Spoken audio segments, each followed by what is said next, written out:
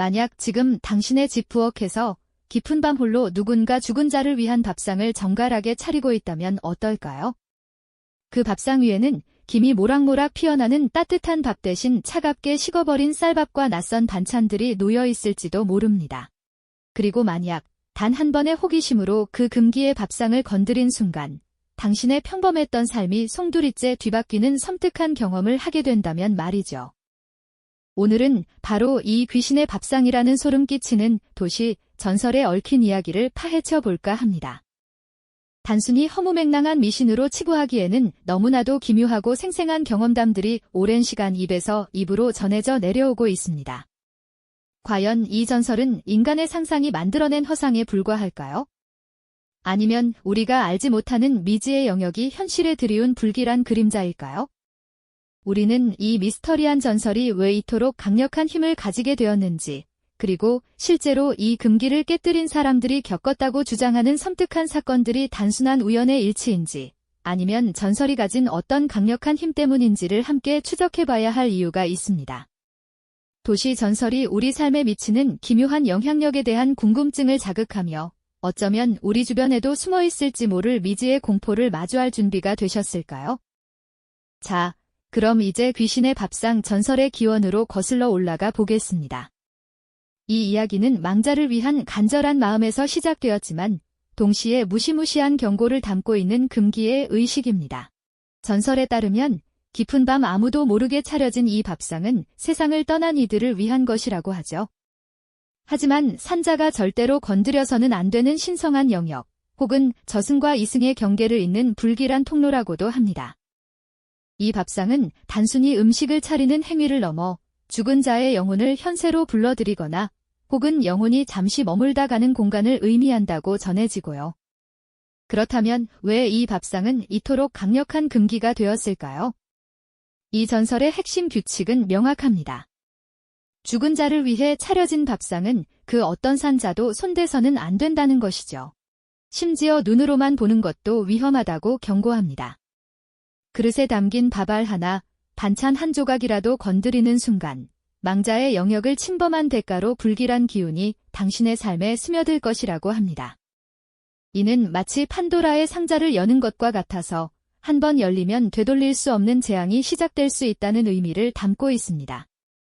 이 밥상이 가진 의미는 단순히 망자에 대한 예우를 넘어 살아있는 자와 죽은 자의 세계가 명확히 분리되어야 한다는 근원적인 경고를 내포하고 있습니다. 우리는 알 수 없는 미지의 존재와 함부로 교감하려 들거나 그들의 영역을 침범해서는 안 된다는 오래된 지혜가 담겨 있는 것이죠. 어두운 부엌의 식탁 위, 정갈하게 차려진 듯 보이지만 묘한 기운이 감도는 밥상을 상상해 보십시오. 김이 오르지 않는 차가운 밥, 아무도 먹지 않는 반찬들.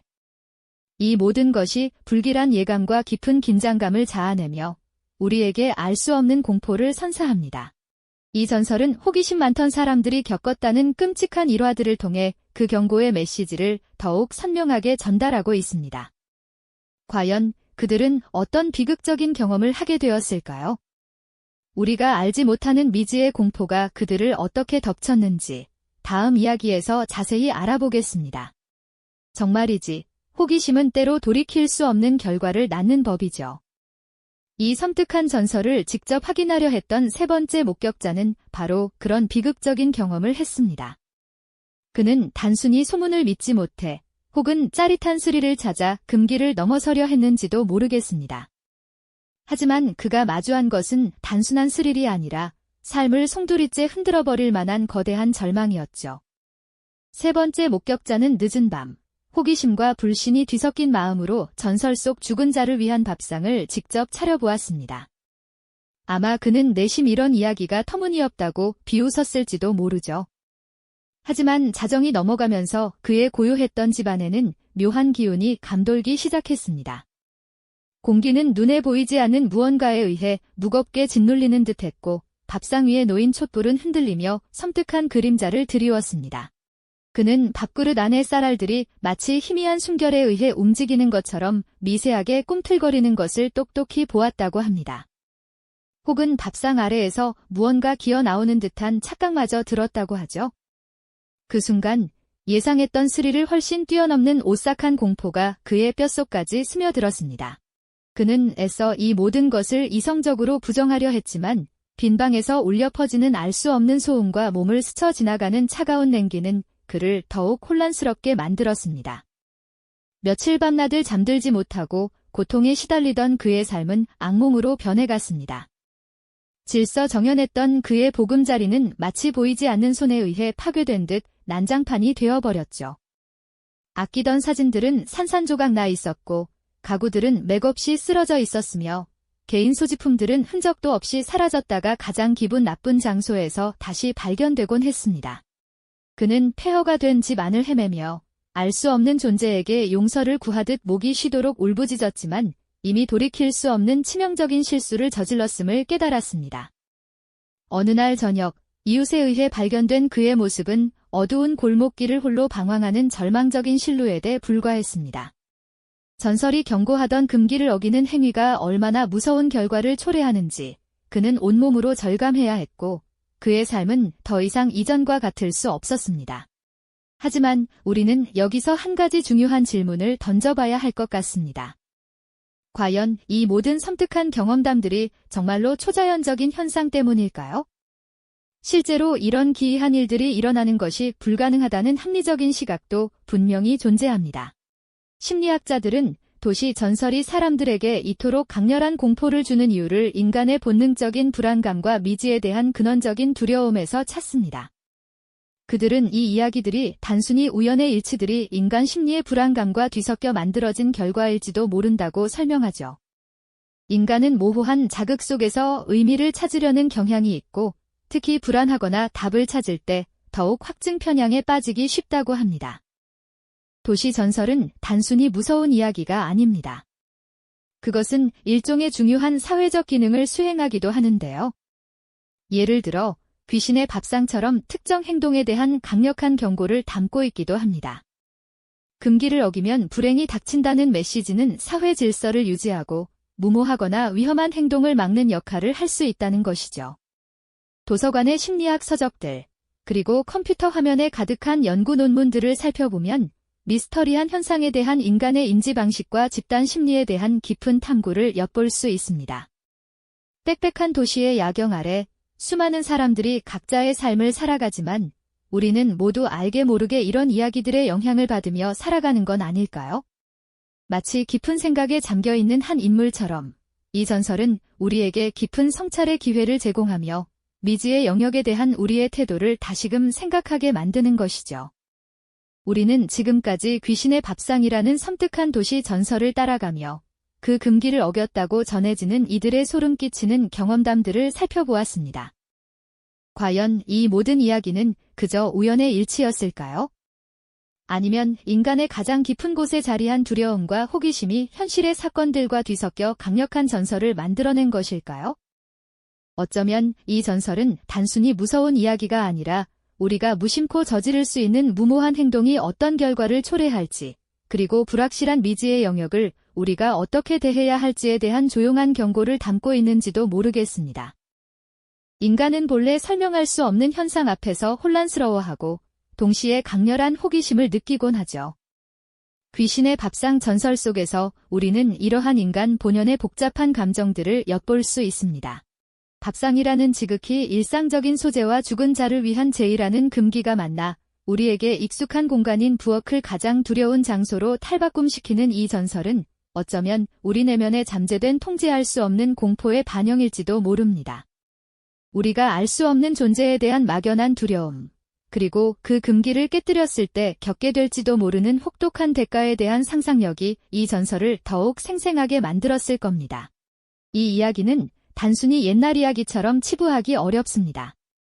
현대사회를 살아가는 우리에게도 여전히 과학적으로 온전히 설명하기 어려운 미지의 영역들이 존재하고 우리가 넘보아서는 안 될 금기시되는 영역 또한 분명히 존재하죠. 우리는 이런 현상들을 무조건 무시하거나 반대로 맹목적으로 맹신하는 태도를 경계해야 할 것입니다.